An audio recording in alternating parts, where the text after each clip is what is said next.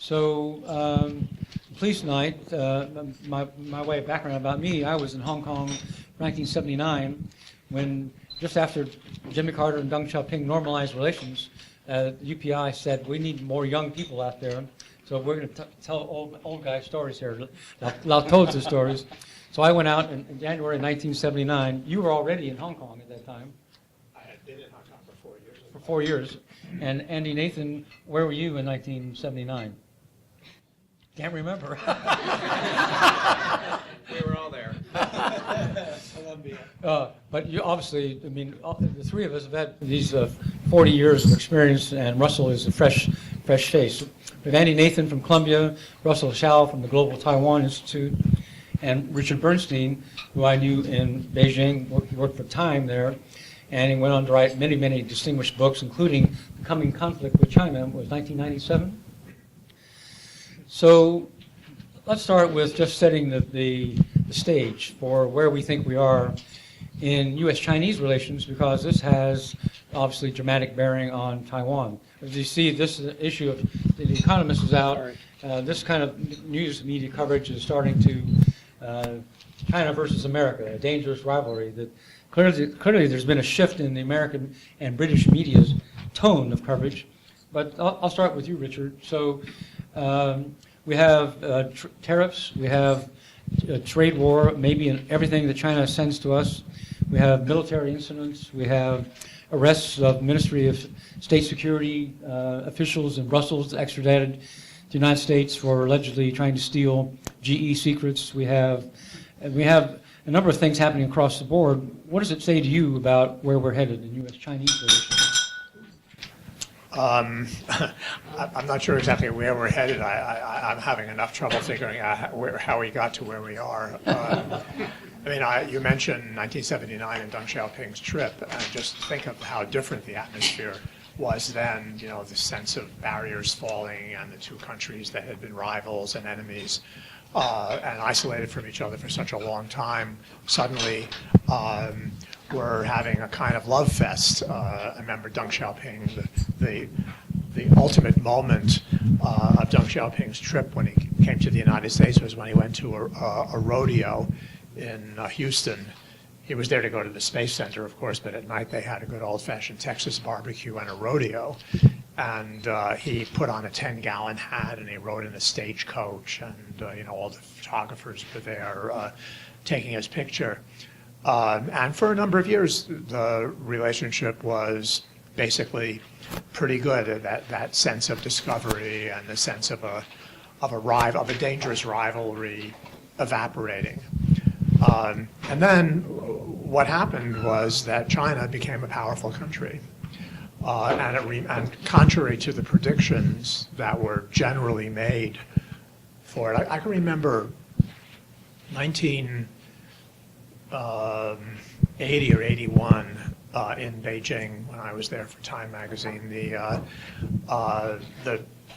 The China Daily started, the English language newspaper, and it had been going on just for a few months or a few weeks maybe. And I remember somebody, since he's not here, to speak for himself or to say that I'm getting it all wrong, I won't mention his name, but he was a very well-known guy in the embassy in Beijing, not the ambassador, but high-ranking ambassador, assured me that this is the opening wedge of press freedom in China.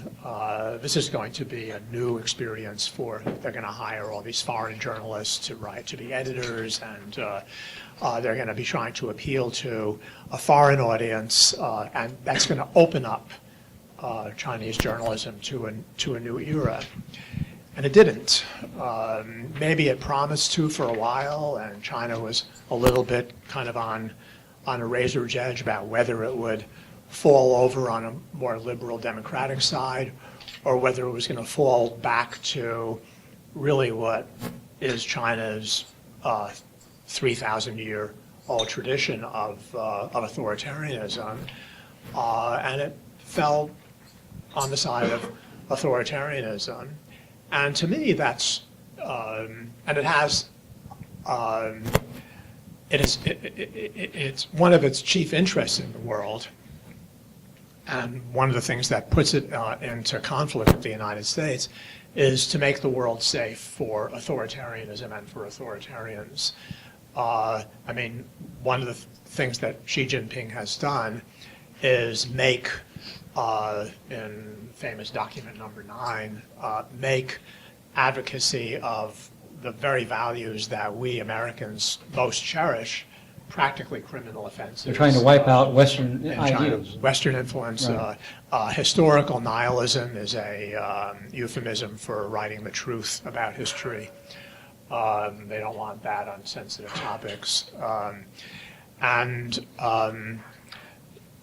So we, what's really emerged, I think, in many reasons, we talk about the strategic conflict, China's military buildup, the South China Sea, the possibility of a conflict over Taiwan, which I think is a very important issue, and I hope we'll talk about it. But to me, the crux of the matter is the ideological conflict. It sounds like ideas are not something that you fight over, but we're talking about ways of life. And I'm going on too long here, but let me just say one last thing. So the punchline is, do you think that there now is a fundamental shift in perceptions, mutual perceptions occurring that could set the stage for the new Cold War? That's what we're hearing that phrase.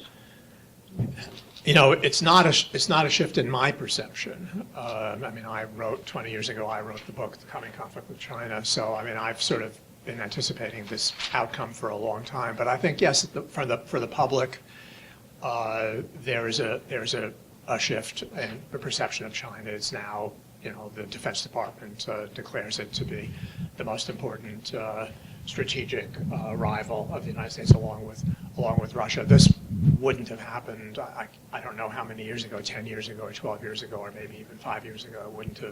It wouldn't have been the case. But yes, China has emerged as the greatest challenge to the United States. Now, is it really the greatest challenge? I mean, is the rise of China really threatening to the United States, and in what ways? That's a complicated question, and I'm not even sure that I have the answer to that, or you know. Maybe we'll come back to that. Yeah, but I think we should. Yeah. Russell, you're born in Taiwan, been educated here, did you say? Mm-hmm. So you have multiple perspectives. What is your perspective on this big picture issue of U.S. and China? Well, I think well, thank you very much, Bill, and thank you to OPEC for the invitation to be OPC. OPC. Oh, overseas. Okay, all right. Thank you. It's always nice to get out of D.C. It's refreshing to be able to engage with noted journalists and professors. To your question, Bill, I think this U.S.-China relations has been due for a course correction for a very long time. And I think this was because of a misled assumption by many people within the foreign policy community here in the United States, as well as across the world, that integration of China into the liberal international order by bringing it into the World Trade Organizations and other international institutions would somehow modify its behaviors. I think nearly 20 years down the road now, I think we clearly see the fact that the verdict is that has not been the case. And in fact, it's changing, it's manipulating the rules of these international institutions to suit its interests that extend beyond just economic, it's political also as well. And I think this is the backlash that we're witnessing now, both from the United States as well as across the world, with regards to concerns. One Belt, One Road. One Belt, One Road, to China's interference in democracies, either through propaganda or disinformation, but also infiltration in civil society and the manipulation of academic institutions, all highlighted various means in which China's rise is impacting not only how the international institutions work, but also democracies work. And I think that's really where, at the heart of why we're seeing this fundamental shift, as you described it, in the U.S. approach towards China. And I think this is, and I know we'll get to this later, but this is where Taiwan as a liberal Chinese-speaking democracy, plays a very critical role. And I hope that we'll have a Yes, chance we'll to get talk to that. about that in a little We're bit. just setting the stage right now. Right. Professor Nathan, one of our nation's most distinguished China experts, what is your view? Of which aspect? Well, I guess the key I question. disagree with these dudes, but no. The key question is whether you feel that there's a fundamental rethinking taking place in the United States. Oh, yeah. Or whether Wall Street was up 400 points today because Wall Street's hopeful that there'll be a quick fix, an easy fix at the meeting Donald Trump is going to have with Xi Jinping next month. So is there an easy fix? Is there an easy path out of this? Or is this a deeper structural problem? So I think your question is about the political forces in the United States primarily. I mean, it's a fact that China is going to overtake the U.S. in GDP, and it's building its those are facts. China has become a great power, which is uncomfortable for us. But what are the domestic politics of this? And I think that Wall Street would like to keep the relationship with China, and there's some people from Wall Street in the administration, like Steven Mnuchin. I think that the intelligence community in general is very, very concerned about China overtaking us in technologies that are essential to our national security. I think the Pentagon is very worried about China's ability to to potentially attack Taiwan or the Senkakus and to prevent the United States from effectively intervening because of the way they've modernized their military to hold the U.S.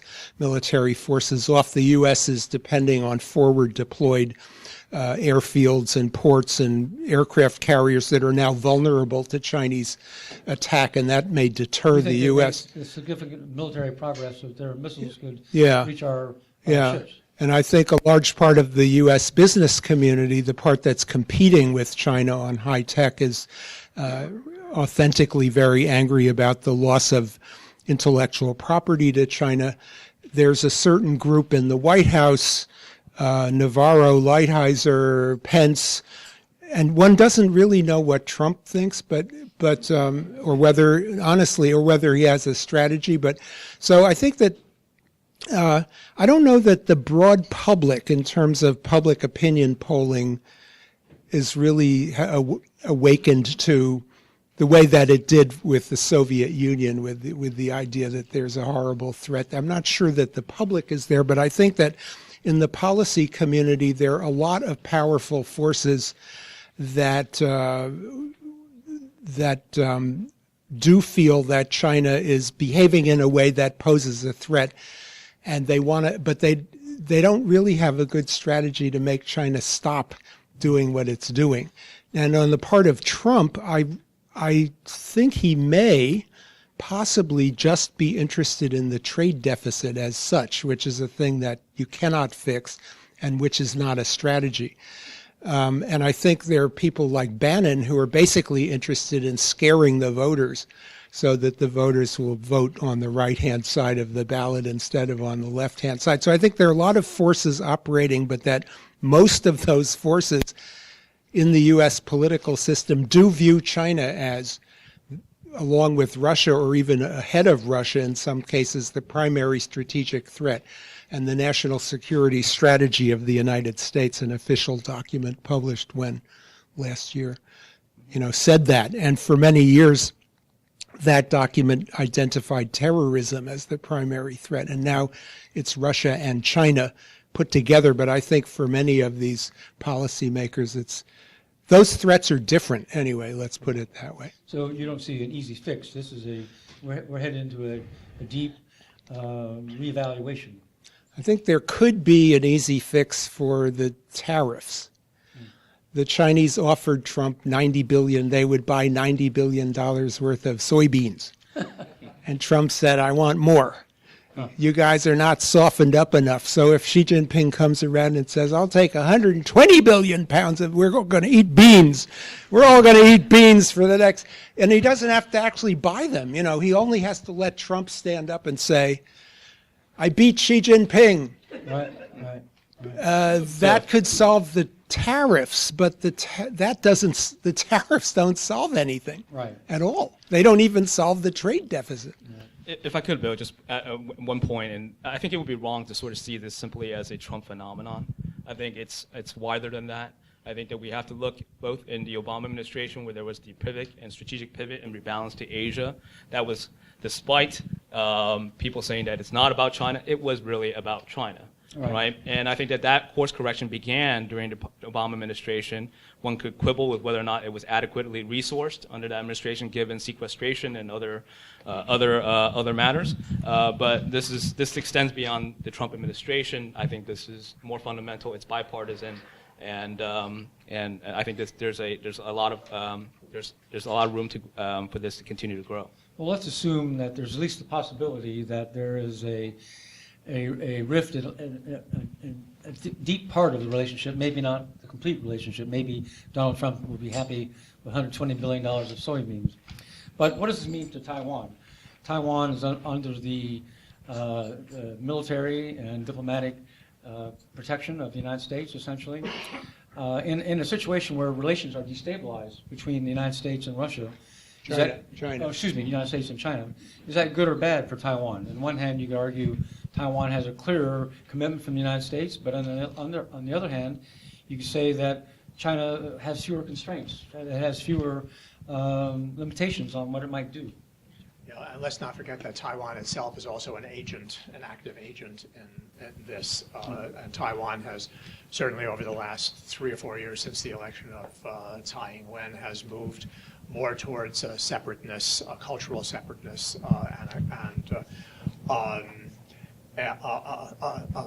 an anger and an irritation at what called China's bullying. There was a demonstration in Taipei that didn't get covered by Taiwan that didn't get covered by much of the American press the other day, protesting its bullying and calling for a referendum on independence. And the polls in Taiwan show something like 80% of the population opposed to reunification, at least reunification under the present circumstances. So in a way, you almost sense an element of desperation in China's policy towards Taiwan. I think they can't use a military force without a tremendous loss, not only in their relations with the United States, but in their relations with Japan. Taiwan might actually prove capable of defending itself militarily and taking a cost to China militarily. So the military option probably, as long as Taiwan doesn't formally declare independence, my supposition is that it's off the table. And so China is resorting to other means short of an actual military move against Taiwan. There are planes I hear that circle the island and take pictures of certain cultural relics on the island and send them via video to other people saying, look, we're seeing into your country. Have you heard that? I haven't heard that particular one, but I mean, they do a lot of stuff, whether it's preventing Taiwan from having observer status at the World Health Organization, unilaterally changing the air flight patterns, issuing a lot of warnings against Taiwan. I think that their immediate goal is to convey to the Taiwan public that they're paying a price for supporting Tsai Ing-wen, for electing her as president, and they're hoping that the next election will go back to the KMT, the Kuomintang, which paradoxically the Communist Party is now sort of allied to. It's a kind of new united front because the KMT is in favor of ultimate reunification and they're opposed to any notion of a separate Taiwan. What is the American interest in protecting Taiwan? And then, sorry, I want to back up just a second. Sort of in the long term, in the immediate term, I think the situation is going to kind of dribble on more or less the way it's been for quite a long time. Even if the Taiwan public votes to put the KMT back into power, they're not immediately going to go for reunification because the Taiwan public would be against it, and I think maybe even the KMT is against it. But over the very long term, China holds a lot of cards with regards to Taiwan. I mean, Andy talked about the military I think the military, the technical term is area denial, that the Chinese are achieving area denial. I heard somebody from the Defense Department a few weeks ago talk about China's making some very, very impressive technological breakthroughs on these sort of anti-ship missiles. They can send them into the atmosphere, and they can hit aircraft carriers. As Andy said, their aircraft carriers are vulnerable. Our deployments, our forward deployments, are vulnerable. China is going to continue to build militarily. We have not been able to stop, again, as he said, anything that China has done that's objectionable to us, whether it's spying or whether it's building artificial islands in the South China Sea and claiming the South China Sea as a kind of Chinese lake. So I worry about Taiwan's long-term ability to determine its own future without being forced into reunification with the mainland. And over the long term, will the United States continue to see it in its interest to guarantee Taiwan against a forceful takeover about Taiwan, say 15 or 20 or 25 years from now? I'd like to be confident of that, but I'm not. So you didn't answer my question. You skillfully dodged my question. Is it good or bad for Taiwan that there's a new fluidity in China-U.S. relations? I don't think it matters. I mean, I think that situation is, in a way, kind of independent of. Well, I mean, okay. In one way that it's good, it puts the United States on guard against China, and certainly in the current administration, it's brought about some gestures of closeness to Taiwan. I don't know how important these are. There are only gestures. Selling weapons, opening up a new AIT, American Institute of Taiwan. And, allowing Tsai Ing-wen to transit the United States. And senior officials did visit her when she was here. The guy that I spoke to at the Pentagon a few weeks ago was one of them.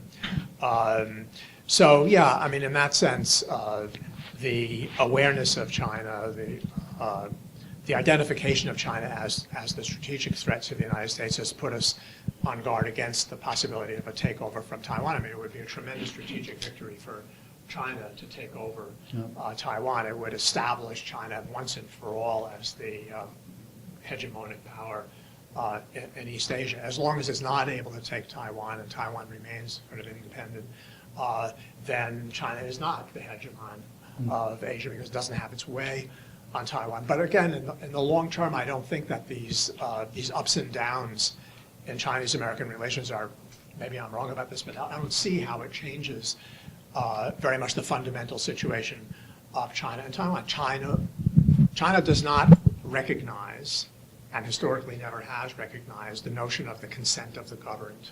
It's funny, man. And it will not give up.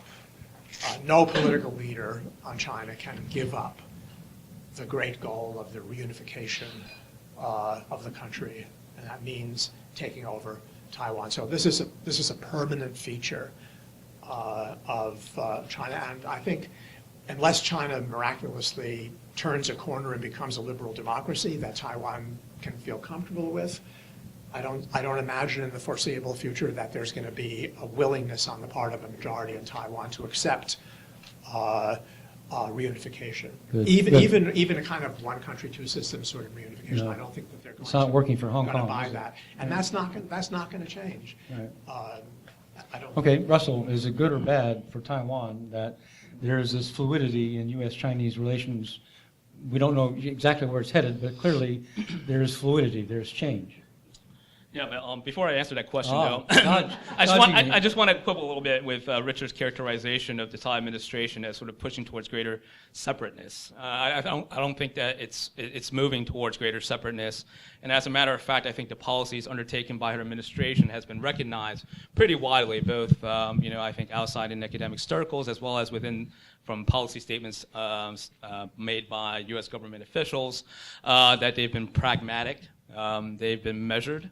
And this is because this cross-strait policy has been based on three pillars, right? The ROC Constitution, the act governing relations between the people of the mainland area and the Taiwan area, the historical fact of the 1992 meetings and subsequent negotiations, all of which, of course, Beijing just brushed aside as a quote incomplete test paper, end quote. But I think this is clear to the United States that the Tsai administration is undertaking quite a measured approach in their policy towards Beijing. In terms of the specific question as whether or not this is in Taiwan's interest or not, I'm kind of more of a glasses half full kind of guy, and I'm more optimistic than I am pessimistic about the what I see as happening in the past 2 years. First, of course, starting with the convention-breaking phone call that the president-elect took with President Tsai. I think we should all remind ourselves that there's nothing within the U.S. One China policy, the 3 communiques, that says that the president-elect cannot take a phone call from the president of Taiwan. Sure, it was a sort of norm in diplomatic behavior that people accepted as accepted. And over time, it sort of created a rule in itself, and people deterred themselves from undertaking anything that would be seen by Beijing as breaking the One China principle, their One China principle, not the U.S. One China policy. And I think it's important to sort of point that out, as we're looking at these types of gestures, both symbolic and not, about Taiwan. I would also add that, congressional support for Taiwan remains very strong and robust. And I think the passage of the Taiwan Travel Act, which encourages high-level visits on all levels between the United States and Taiwan, is a meaningful gesture. I think we can argue whether or not this, I would say that this had already been within the authority of the executive branch to undertake such activities, but nonetheless, I think this builds a foundation, a legislative foundation, for successive administrations to undertake that. We're sort of building towards a longer term a relationship based more on objective reality. So what would the American administration have to do that would cross a red line in Beijing? What would they do that Xi Jinping would say, now it's time to start firing missiles over Taiwan? You're asking me, okay. I mean, I think, it's really important not to sort of, condition all our responses to simply what we think Beijing will do. I think Beijing knows very well that it can ratchet up and ratchet down its displeasure on any type of activities that it sees as crossing its red lines, in order to sort of modulate, in order to modify or shape behaviors, especially from the United States, given concerns about, of course, the threat of war. That being said, I think that there are red lines. There are red lines that China had promulgated through its anti-secession law. There are also, sort of clear but also ambiguous. It's kind of paradoxical in that way about what types of actions taken could prompt this type of activity. A formal declaration of independence clearly is one of them. Foreign interference, I think, in Taiwan would be seen as a very vague, sort of means in unrest in social, political unrest in Taiwan could justify also intervention. Foreign military presence, foreign military, for instance, last year when there were discussions, public discussions, media reports about the possibility of conducting port calls with Taiwan, that the minister counselor very angry about that and said that this would basically prompt war. And again, I think it's very important that the United States does not condition its One China policy based on deference to what should be the PRC's One China principle. So Andy, the question, you have a twofold question to you is fluidity in U.S.-Chinese relations good or bad for Taiwan, and what are the dangers of crossing the red lines? Yeah, it's not necessarily good for Taiwan because there's the risk for Taiwan that it would be used as a chess piece in a game that's not in its interest. And I think the phone call that Russell talked about is an example of that. That was not good for Taiwan. It didn't achieve any long-term benefit for Taiwan. It just the showed China that Trump was willing to play games, showed both sides.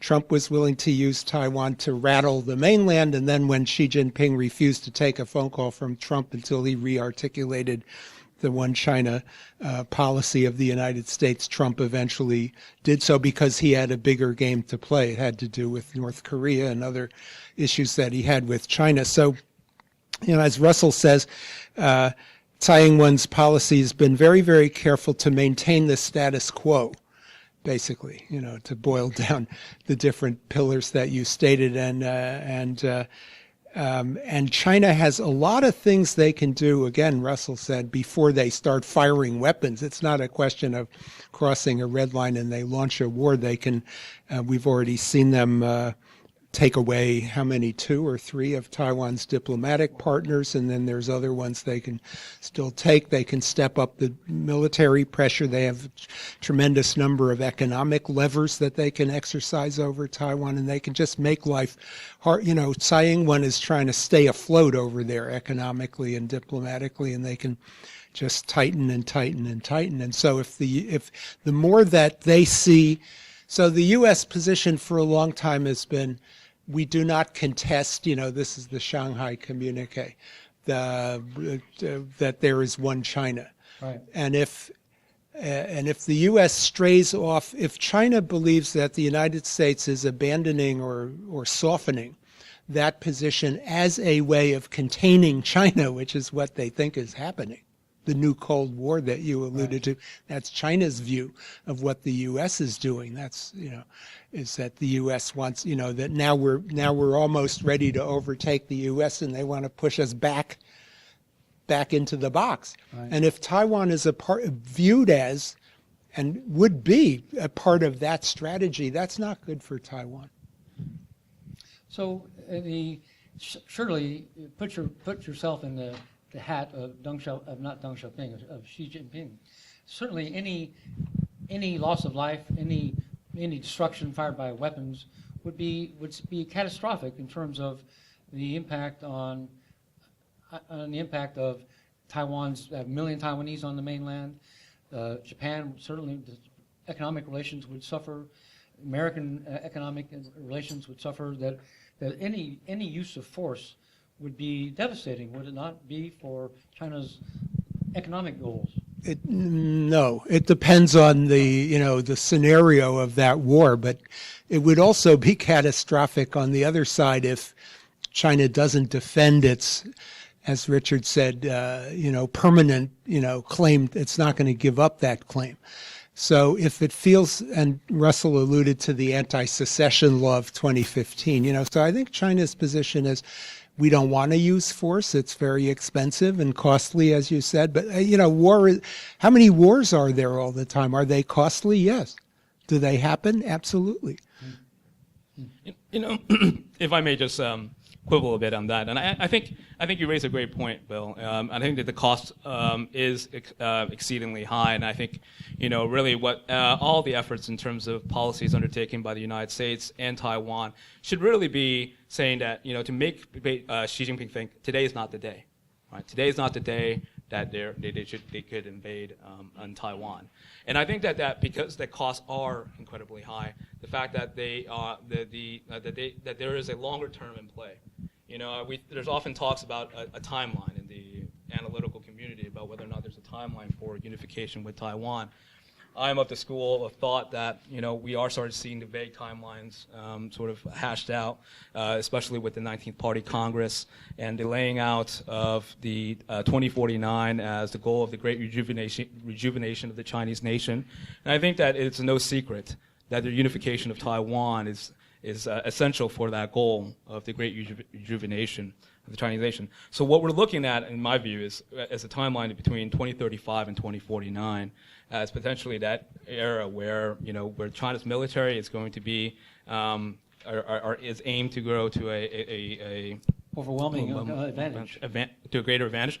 I would just point out that the chairman of the Joint Chief of Staff, General Dunford, in a testimony given last year in September, highlighted in response to a member of Congress question that he said, considering the demographics and economic variables, he considers that China will probably be the greatest threat to the United States by around 2025.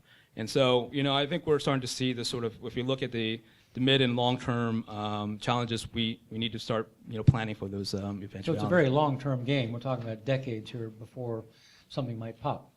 Would you agree to that? Yeah. For the reason, I don't really have anything.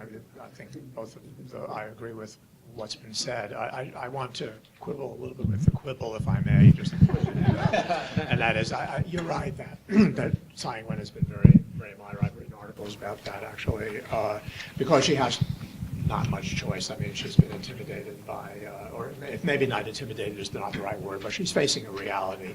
She's dealing with a reality, and that reality requires her not to provoke the mainland into some kind of desperate move like a military invasion, or to do some of the other things that Andy has been talking about, tightening the economic screws. So she's been very sensible, but I nonetheless stick to my notion of separateness, that I think that her election wasn't only because of Taiwan's identity as a culturally and politically separate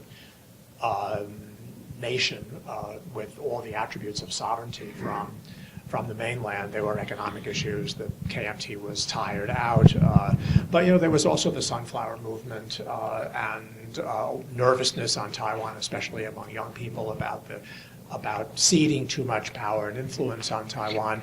And the DPP does have still in its constitution, the ultimate goal of the DPP is the establishment of a republic of Taiwan.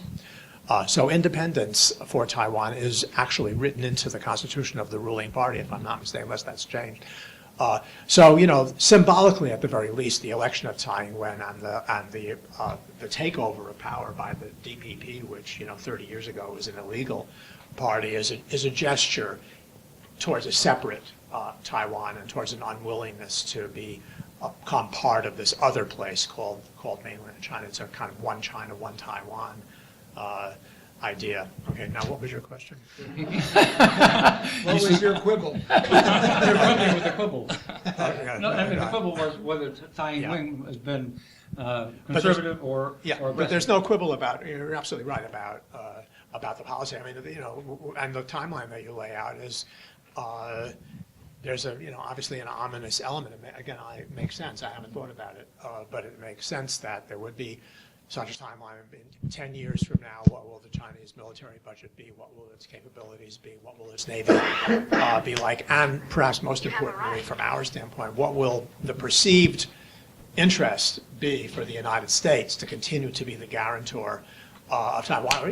What's going to stop some future administration from saying, why should we send American lives to die for this remote island of 20 million people?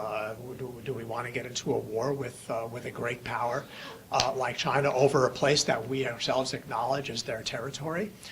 Yes, there's congressional support right now, but it's kind of cost-free in a way. It doesn't harm our relationship with China very much, and it doesn't require us to do anything with regards to Taiwan. It's That's lip not in service, our right. interest. It's lip service. What happens when it does require some kind of sacrifice on our part? Are we going to decide that defending Taiwan is in our national interest, or are we going to decide that not going to war with China or having it is in our national interest? I think that's a very open question. Do you see, and we'll just have one last comment from each of you, the two of you, and then open it for questions. Years ago, there was a speculation that there would be a great sellout of Taiwan, that the Americans would conclude, just as Richard suggested, that it was not worth it, that let's cut a grand bargain with China, let's cut a great deal with China, divide up the world and govern. I'm not hearing any of that these days coming out of the Trump administration. Do you think that temptation has been, at least for now, is in the backdrop, but not under any kind of active consideration, is it? I'd like to point to a very interesting survey that I saw. It's a little bit dated. It's from 2014, but it was from the Chicago Council on Global Affairs. And in 2014, they did a survey about American support for the use of force if China invaded Taiwan. And this was a very interesting survey because in it, they interviewed, they distinguished it between Republican leaders, Democratic leaders, Republican public, Democratic public.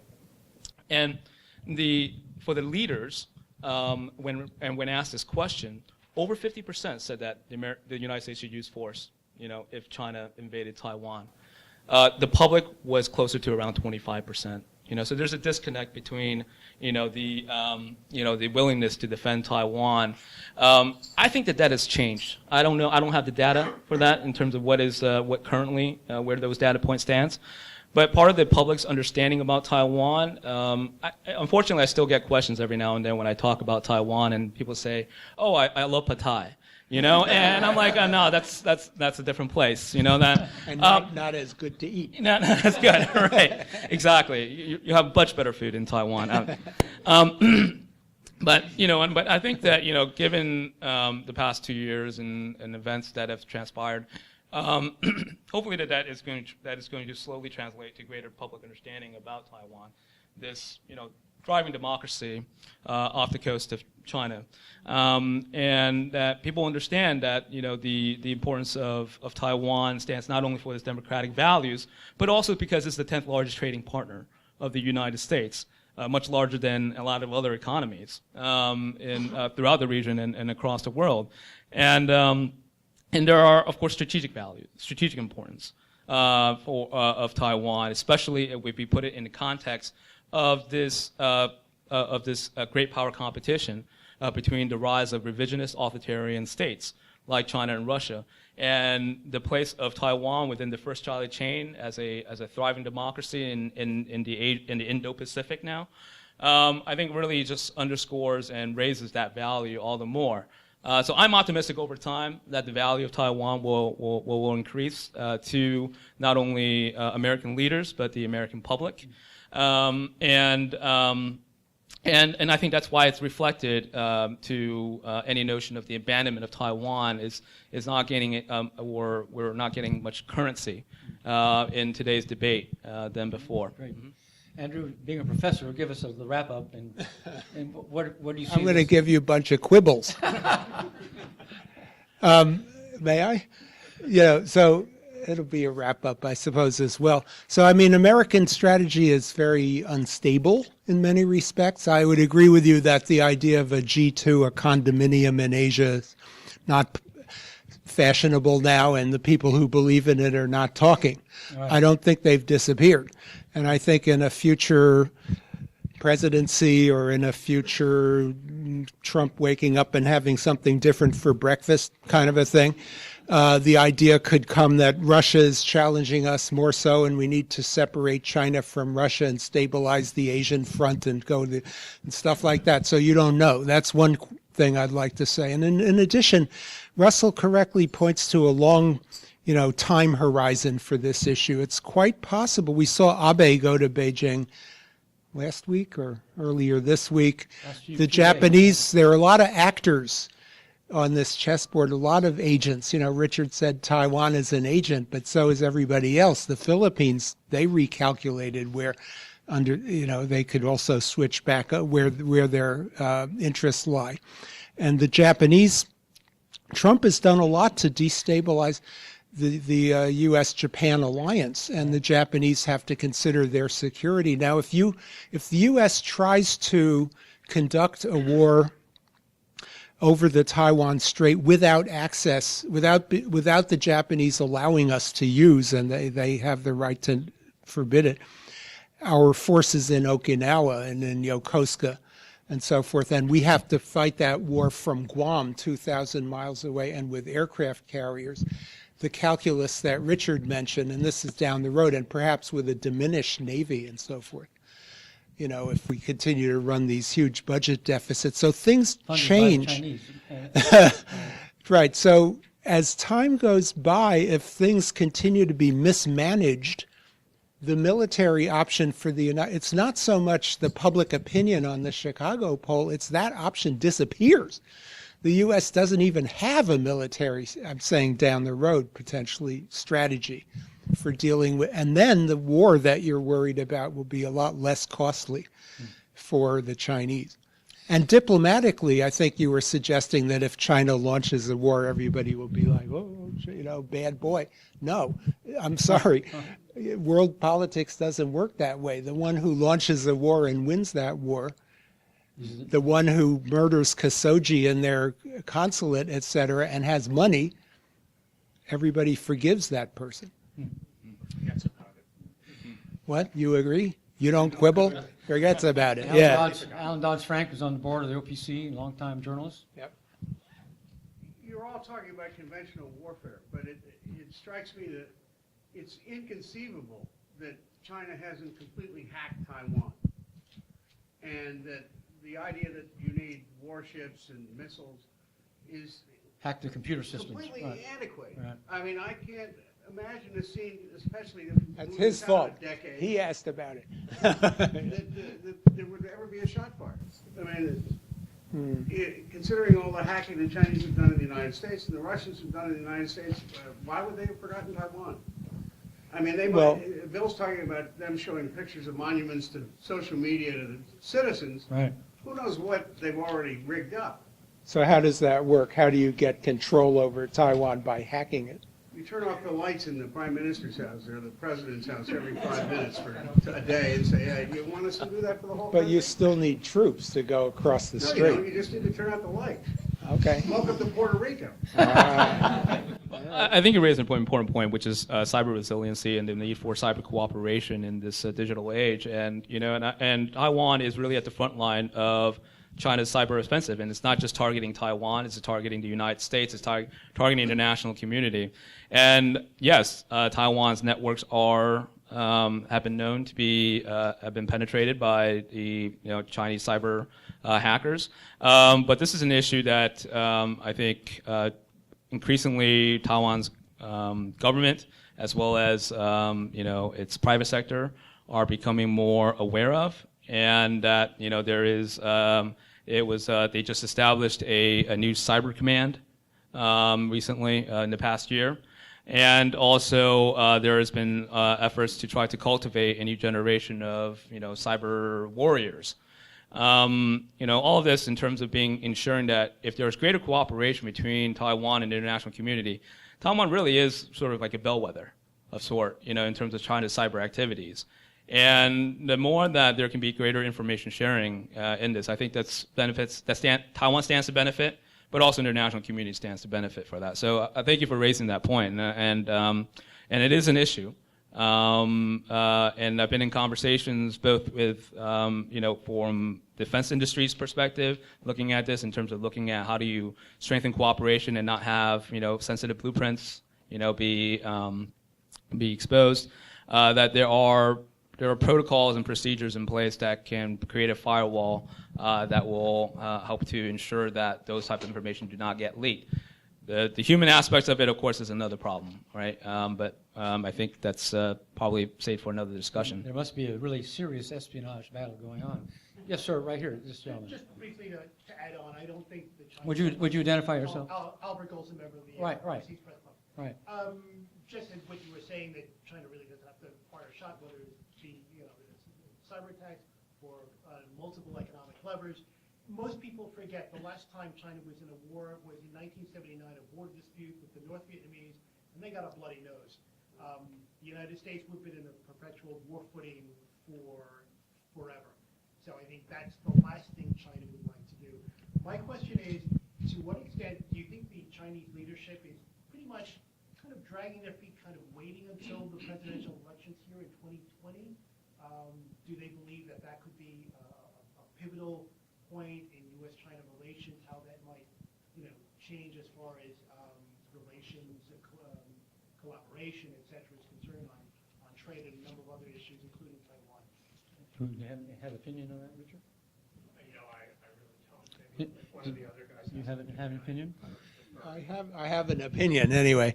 I don't think they're dragging their feet. I think they believe that they have breached the China's rise, which has been their strategy, has breached a level where the United States has noticed it, and that's the factor there that's causing an American reaction.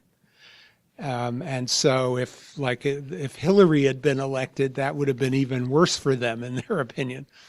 So I don't know who the future Democratic candidate will be, but I don't believe they hold out any great hope that a pro-China candidate will surface in the American political system. You look at that. No, go ahead. Okay. Ian Williams, journalist who covers the United Nations, and an eminence in his own right. Thank you. Well, I was thinking back. I remember 10 years ago we had a session down by the United Nations Right. with President Chen on telecast from Right, Taiwan. right. And heaven help us. Chen Shui-bin. Yes, and we had John Bolton on the platform with Huh, us. huh. Yeah. And we raised a sort of Kissinger-Strangelove scenario then. And I just want to revert to what you're saying about the American public wanting to fight democracy. I come from a small offshore island that was left on its own for 4 bloody years. Well, the political ancestors of the people now running this country let it swing on the vine until Pearl Harbor. So We're talking about Wales? What are you talking about, Ian? I'll start singing Rule Britannia in a All moment, right, if you all ask me nicely. But no, the point was, the British, one of the first things they did after the war was to get a nuclear deterrent, not because they thought it would actually deter anyone, but as a tripwire. If anyone starts a war, they would throw that around, confident that other people would intervene. And if you remember, the question that we asked them in Taiwan was, is ever a country, and I'm speaking as a lifetime member of the Campaign for Nuclear Disarmament, if ever a country had a cynical, Kissingerian, Strangelovian reason to get a nuclear weapon, it's Taiwan. And they're covered. As you remember, John Bolton was chuckling appreciatively, and I've worried ever since, because you should never give bad ideas to bad people. So are you asking whether Taiwan... China is covered. I mean, if Taiwan is part of China, then it's covered by the Non-Proliferation Treaty, because China's allowed nuclear weapons. So you're asking... If it doesn't exist, then it's not in the Non-Proliferation Treaty, and it's not covered at all, so it can have nuclear weapons. So are you asking Russell whether... Do you have a nuclear program? And why not? Well, quickly, I just want to return to the question about 2020. And then with regards to Taiwan, I think basically Beijing has made the strategic calculation that it's going to try to wait out the current Thai administration. It's decided it's not going to work with her administration, because it doesn't see it in its interest to condone the DPP administration, despite the fact that the Thai administration, as I think we've all agreed here, has demonstrated a both measured and pragmatic, approach to cross-strait policy. So the onus really is on Beijing to resume dialogue, and I think that's the point I want to make about this issue. And with regards to the interesting question about Taiwan's nuclear program, there's a long history. You confirm that it exists? Well, there's a long history about Taiwan's nuclear program, and it was not the best times in terms of U.S.-Taiwan relations when Taiwan did have a nuclear program, and they had to, had it abruptly disrupted because of concerns from the United States. But I would point out that Taiwan has come a very long way now with under the current government. There is a commitment to go nuclear energy free by 2025, and so I think for someone like yourself who is someone who wishes to phase out sort of nuclear energy, that's a very long way from the 80s when that was a point where Taiwan saw it as, of course, a paramount national security imperative to have such capabilities, to now looking at it and seeing that it has a broader international role to play as a responsible international, a member of the international community, despite not being a member of international institutions. And I think we can expect that Taiwan will continue to play that role going forward. So. Question from the Japanese point of view? Yeah. Yeah, would you have a question from the Japanese point of view? Or from any point of view. It doesn't have to be the Japanese point of view. I have a question about how the North Korea-China relationship and South Korea are impacting Taiwan. What kind of change after last 2 years, after Mr. Trump was elected, the North Korea-America relationship is very much fluctuating and up and down, and how it is affecting Taiwanese strategy toward China and America, and if any. Well, towards the DPRK, I think we've seen U.S. government official applaud Taiwan's effort in not only ceasing trade. There has been little trade between Taiwan and the DPRK. Those have more or less stopped. And the government has also undertaken a lot of investigations of ship-to-ship transfers of oil to the DPRK. So I think what you're seeing right now with the focus, this maximum pressure campaign on the DPRK is Taiwan is wants to be a part of that solution and not part of the problem, which China clearly is and still remains. And so in that regard, I think you can see in many efforts in international challenges, Taiwan wants to be a part of that solution when China is the problem. And that's why I think I just want to point out, there's an important platform that was established between the United States and Taiwan in 2015 called the Global Cooperation and Training Framework. This is agreement signed between AIT and TECRO, basically that leverages Taiwan's strengths and skill sets in areas like women empowerment, energy efficiency, law enforcement cooperation, and public health issues. And the two sides organize a series of workshops that bring together third-party countries to Taipei for capacity building. And there have been 13 different types of these workshops held now. And I think that really kind of serves to highlight again that Taiwan has a role to play in contributing to the international community. And I think with DPRK is another case in point, which is ceasing the trade and halting and investigating private companies that engage in illicit trade with North Korea. So as we used to say in Beijing, the 情况比较复杂一点，复杂。So what's your parting comment, Richard? Are you optimistic that we'll stumble through, or do you fear that there's we're at risk of making mistakes and miscalculations?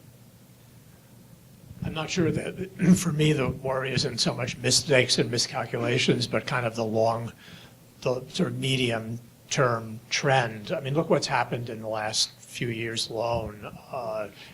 Take the very important example of the South China Sea, which the Obama administration did absolutely nothing to dissuade the Chinese from building these islands in the South China Sea, and then they were militarized. Right. And then Xi Jinping famously broke his promise not to militarize them, and he militarized them.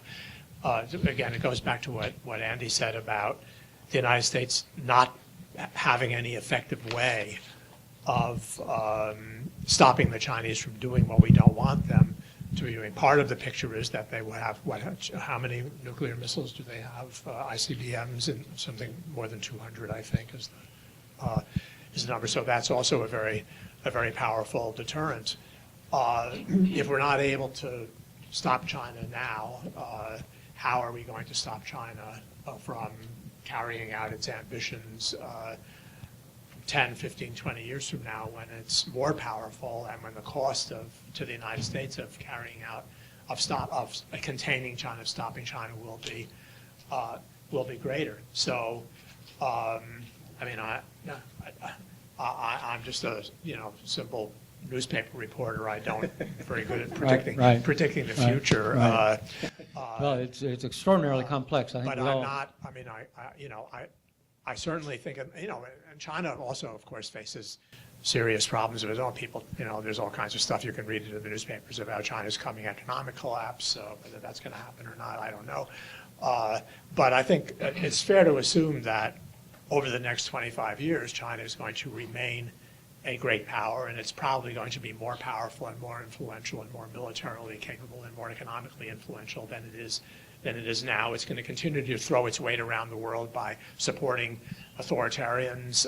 It's going to buy influence in places like Sri Lanka, Cambodia, Thailand, Myanmar, New Zealand, and Australia. Venezuela. As Russell pointed out. Venezuela. Yeah, Venezuela. I mean, they're Maduro's best friends because whenever an authoritarian government falls into disfavor with the United States, the Chinese immediately step in to try to bail that authoritarian out. It's, so let me close by coming back to I'll close by repeating myself, that the fundamental conflict is, yes, it's geostrategic, it's China's power and projection of power in the Pacific, but the most threatening thing about China is its authoritarian nature and its promotion of one-party authoritarian or of an Orwellian state. We've never, maybe not since the 1930s, has the United States faced any kind of a situation like this, where you have an economically powerful authoritarian regime that presents challenges and threats to America's national interest. And I think I would argue that China's potential power, certainly, if not its actual power, is much greater than the combined German-Japanese power was in the 1930s vis-a-vis the United States. And this is ominous for, not only for Taiwan, but it's ominous for the promotion, for the flourishing of liberal democratic values. That's fundamentally what I'm worried about when it comes to China. Professor Nathan, give us the final summation here of what you see happening as a result of this conversation tonight. What are we supposed to take away from this? Well, I basically agree with what Richard portrayed as the big picture of U.S.-China and China's probable trajectory. So I think in that framework that the best that Taiwan can do is really what Tsai Ing-wen is doing. And in a sense, Ma Ying-jeou tried to do a similar thing in a different way, which is to maintain the status quo, to find ways to maintain Taiwan's viability as what it is, an ambiguous international status, but actually self-governing.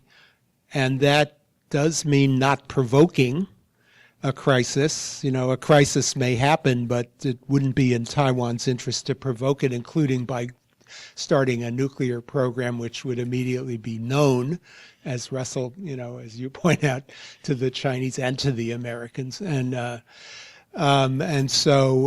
she would like to do the Ma Ying-jeou thing of having agreements with mainland China and having economic. She doesn't. Do you agree with that?